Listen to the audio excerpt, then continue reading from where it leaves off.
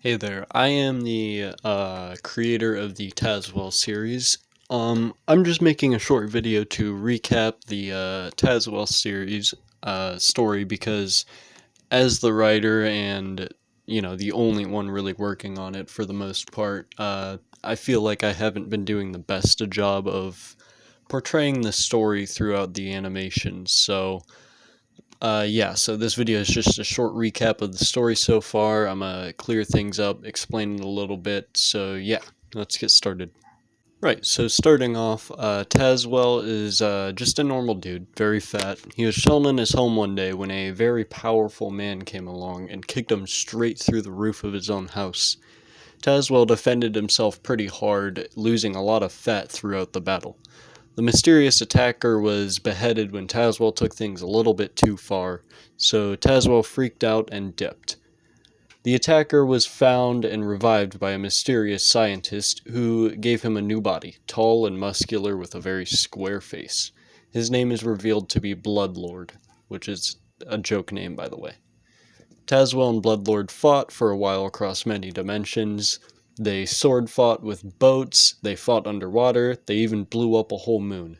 Tazewell eventually won, obliterating Bloodlord with some newfound power.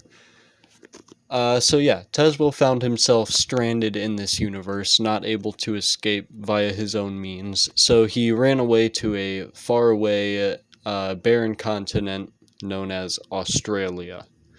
There was nothing in that continent, nothing of use to him, not even much of a society, just a small town.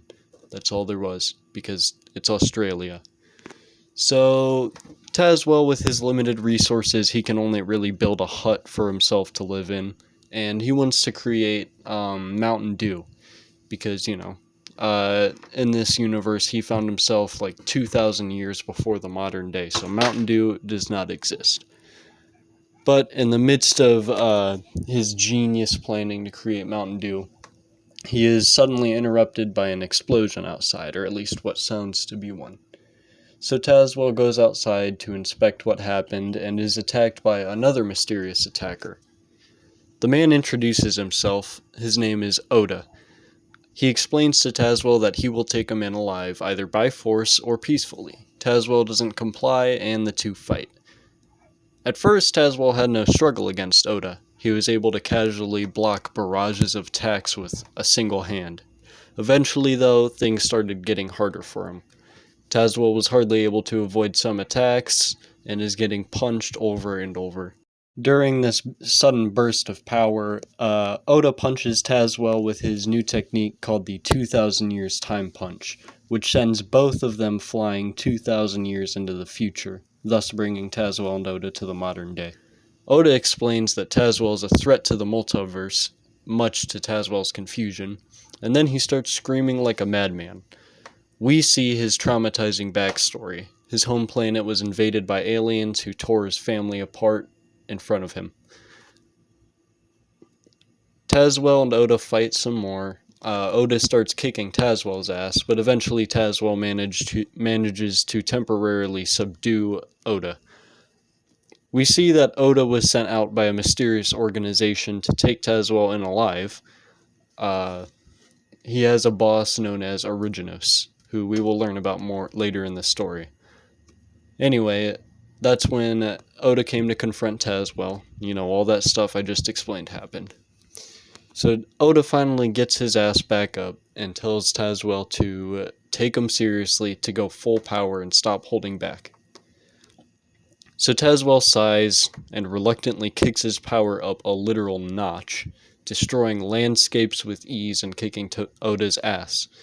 Oda refused to give up fighting, but he was eventually defeated when Tazewell used his Ultra Giga God Slaying, Ultra Omega World Destroying Mega Flick. Obviously, Oda survives. Tazewell wouldn't kill anybody on purpose. So Tazewell offers Oda to become friends, and Oda reluctantly decides, you know what, this guy's not such a bad dude. I don't know why I'm trying to kill him. So they become friends.